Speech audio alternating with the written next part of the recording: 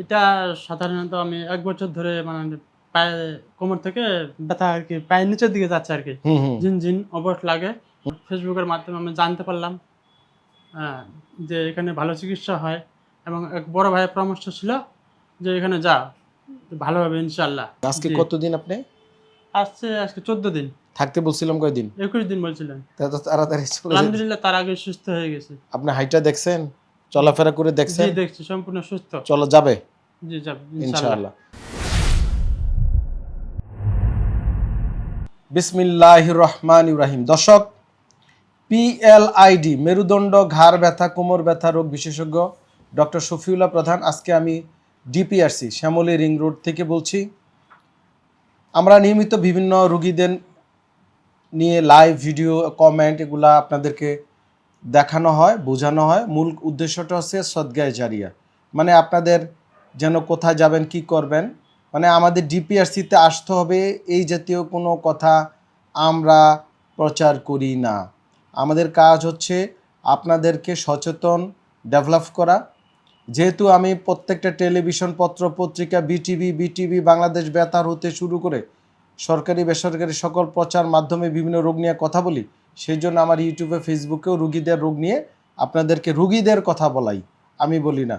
তো এতে আশা করি আপনাদের উপকার হবে। আপনারা কোথায় যেতে হবে, কি করবেন, বা কোন চিকিৎসা কখন করলে ভালো হয় একটা আইডিয়া পাবেন, এবং এতে যদি আমরা কিছুটা আপনাদের উপকার করতে পারি, এটি আমরা মহান রবের কাছ থেকে ইনশাল্লাহ পেয়ে যাব আশা করি। তো আজকে আমাদের একজন খুব সেই উত্তর দিকে বাড়ি, অনেক দূর, ঢাকা আসতে প্রায় একদিন লেগে যায় ঠাকুরগাঁও থেকে, ঠিক না? জি।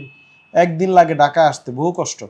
সেই ঠাকুরগাঁ জেলার রুগী জনাব মোহাম্মদ আব্দুল করিম সাহেব। উনি একজন ব্যবসায়ী, মাত্র 30 বছর বয়স। উনি পিএলআইডি জনিত সমস্যায় ভুগতেছিলেন। মেরুদণ্ড ব্যথা, কোমর ব্যথা, ঘাড় ব্যথা, এই সকল ব্যথা বেদনা, হাতে ব্যথা, পায়ে ব্যথা, এগুলো নিয়ে ভুগছিলেন। তো আমার কাছে ওনার এমআরআইটা যে আমার হাতে আছে, এমআরআইটা মনে আগেই করছেন আপনাকে। জি। এই এমআরআইটা উনি করি আমাদের কাছে আসছিল। ওনার PLIDL45 এবং ঘাড়েও কিছুটা ডিস্ক সমস্যা আছে, সার্ভাইকেল 3, 4, 5, 6 এবং একটু হাড় ক্ষয়জনিত, প্রাইমারি, অত খারাপ না, কিন্তু পিএলআইডি মূলত ওনার এই সমস্যা। তো এটা আমরা আজকে চিকিৎসা দিয়েছি, এখন উনি চলে যাবে। আমরা ওনার সাথে এই ব্যাপারে কথা বলি। আশা করি ভিডিওটা আপনাদের জনসচেতনতা কাজে লাগবে। কিন্তু আমাদের এই ভিডিও দেখে আপনারা অনলাইনে, ইউটিউব বা এআইকে বলে বা বিভিন্ন থেরাপি সেন্টারে বা বিভিন্ন জায়গায় ওষুধ খেয়ে বা অপারেশন করে ক্ষতিগ্রস্ত হলে এই দায়ভার আমাদের ডিপিআরসির না।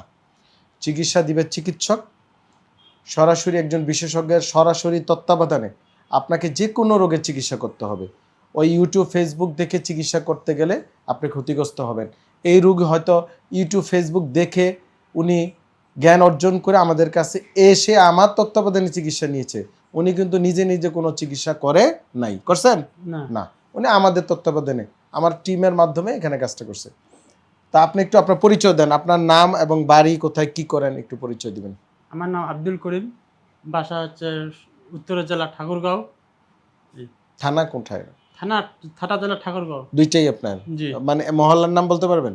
জি বলবো। কোন জায়গা? আহাননগর। আহাননগর। জি। আচ্ছা, যাই হোক, আমার একটু কষ্ট হয়েছে, সমস্যা নাই। তো বলেন আপনার এই যে সমস্যা আমি বললাম ইতিপূর্বে, জি। কোমর ব্যথা, পা ব্যথা, হাতে ব্যথা, এটা কত বছর ধরে, কিভাবে হলো বলতে পারবেন? এটা সাধারণত আমি ১ বছর ধরে মানে পায়ে কোমর থেকে ব্যথা আরকি পায়ের নিচের দিকে যাচ্ছে আরকি। হুম, হুম, ঝিনঝিন অবশ লাগে। হুম। তারপর আপনার ফেসবুকের মাধ্যমে আমি জানতে পারলাম হ্যাঁ, যে এখানে ভালো চিকিৎসা হয় এবং এক বড় ভাইয়ের পরামর্শ ছিল যে এখানে যা ভালো হবে ইনশাআল্লাহ। বড় তখন বড় আমি ভাই কি করে? বড় ভাই বড় ভাই ওই যে মনে করেন যে একজন সফটওয়্যার ইঞ্জিনিয়ার কোন আরকি। জায়গায়, কোন জায়গায় উনি? ঠাকুরগাঁও ওইটা। ঠাকুরগাঁয়ে থাকে। জি। আর আপনার এই যে কোমর ব্যথা, পা ব্যথা, এটা কত বছর ধরে? এটা দীর্ঘ ১ বছর ধরে।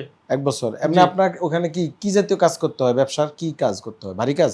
জি না, কোনো ভারী কাজ করি নাই এ পর্যন্ত। কোনো আঘাত পাইছিলেন? না, না। এরকম কিছু মনে পড়ে না? না, আমি একটু কোমরের সাইড হয়ে বেড়াইতাম। হয়তো এবারও টান পড়ছে এরকম কিছু একটা। আচ্ছা, আচ্ছা, আচ্ছা। এমনি ঠাকুরগাঁয়ে এর আগে চিকিৎসা করেছিলেন 1 বছর ধরে? জি, করছিলাম। মানে ওষুধ খেয়েছেন? হ্যাঁ, ওষুধ কোনো খাইছি। থেরাপি নিয়েছেন? হালকা পাতলা থেরাপি নিয়েছিলাম কিন্তু কাজ হয়নি। কাজ হয়নি। জি, আচ্ছা। তো আমাদের সন্ধান পেয়ে ডিপিআরসিতে আসলেন। আজকে জি। কতদিন আপনি? আজকে ১৪ দিন।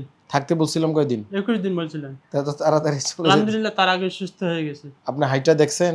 চলাফেরা করে দেখছেন? জি দেখছি, সম্পূর্ণ সুস্থ। চলো যাবে জি যাব ইনশাআল্লাহ। ইনশাআল্লাহ। তো দর্শক, ওনার মাধ্যমে ওনাকে এবং বাকি পিএলআইডি রোগীদেরকে একটাই কথা বলবো, বসার নিয়ম মেনে চলতে হবে। ধরেন কুঁজো হয়ে বসেন, অনেকে কাত হয়ে বসেন, অনেকে ফ্লোরে বসে কাজ করেন, সামনে ঝুঁকা ঝুঁকা কাজ করেন, এগুলা অ্যাভয়েড করতে হবে।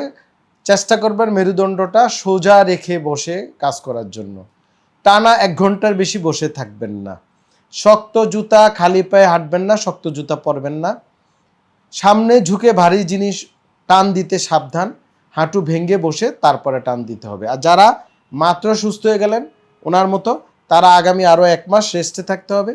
এখানে যে ব্যায়ামগুলো আমরা শিখিয়ে দিয়েছি, ব্যায়ামগুলো করতে হবে, যে ওষুধপত্র আমরা দিয়েছি সেগুলো খেতে হবে। বুঝতে পারছি? জি আর পিএলআইডি রুগীদের ব্যায়াম মানে সাঁতার কাটা সবচেয়ে বেস্ট এক্সারসাইজ। সাঁতার যদি সম্ভব হয়, সুইমিং পুল হোক, পুকুর হোক বা দিঘি হোক, নদী নালা যেখানে পরিষ্কার ভালো পানি আছে, গরম পানি হলে ভালো হয়, সেখানে নিয়মিত আধা ঘন্টা করে সাঁতার কাটলেন, বা সপ্তাহে 1 দিন 2 দিন 1 ঘন্টা 2 ঘন্টা করে সাঁতার কাটলেন। আবার ঠান্ডা লাগানো যাবে না, মানে একটা রোগ সারাতে গিয়ে আরেকটা রোগ তৈরি করা যাবে না। সব কিছুই মধ্যপন্থা অবলম্বন করতে হবে, মানে অতিরিক্ত না আবার কমও না।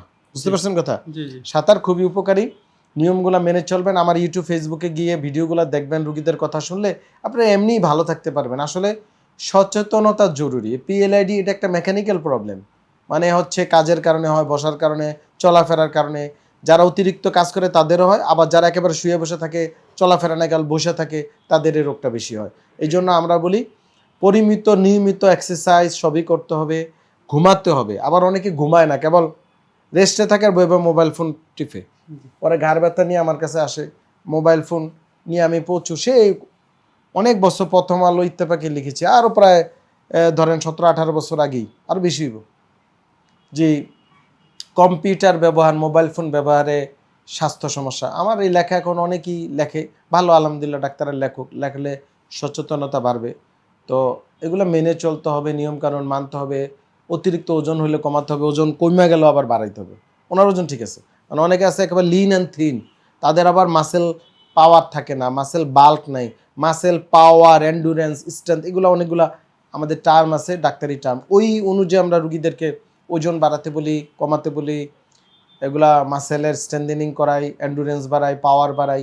তো এগুলো আলাদা আলাদা টার্ম, অনেকে মনে করে সব এক, নো, আলাদা আলাদা। যারা স্পোর্টসের সাথে জড়িত তারা জানেন, প্লেয়াররা যারা আমাদের ক্রিকেটার, ফুটবলার আছেন, তারা বুঝেন আমার এই ভাষাটা কি। তো সেগুলা মেনটেন করতে হয়, নিয়মকানুন চলতে হয়। আবার খাবার খুবই ইম্পর্টেন্ট। এই পিএলআইডি রুগীরও খাবার ইম্পর্টেন্ট। অনেক পিএলআইডি রুগী পেটের রোগের কারণে পিএলআইডি হইতেছে, জানেও না। হাড্ডি এক্সরে করি ক্ষয়, ওই যে দুধ খাইতে পারে না, ডিম খাইতে পারে না, পেটের পীড়া আছে না অনেকের। জি তো এই জন্য ভালো খাবার খাইতে হবে। আর একটা হচ্ছে ঘুমাতে হবে। বারবার আমি কিন্তু জোর দিতেছি, মানসিক স্বাস্থ্য খুব ইম্পর্টেন্ট। মানসিক স্বাস্থ্যের সাথে শারীরিক স্বাস্থ্যের রিলেশন আছে। আপনি যদি সারা রাত জেগে থাকেন, আপনার পিএলআইডি হবে, আরও বিভিন্ন রোগ হবে, ব্যথা বেদনা হবে, ফাইব্রোমায়ালজি হবে। সো আশা করি ভিডিওটা আপনাদের উপকারে আসবে। সবাই আমাদের জন্য, ডিপিআরসির জন্য, আমাদের রুগীদের জন্য, এই রুগীর জন্য স্পেশালি ওনার জন্য দোয়া করবেন যেন আল্লাহ পাক ওনাকে সুস্থ রাখে, বারবার ডাক্তারের কাছে না আসতে পারে, আসার দরকার হয়। সবাই ভালো থাকবেন। আসসালামু আলাইকুম রহমতুল্লাহ বারকাতুহু। ডিপিআরস লিমিটেড, আস্থা, বিশ্বাস ও নির্ভরতায় অবিচল।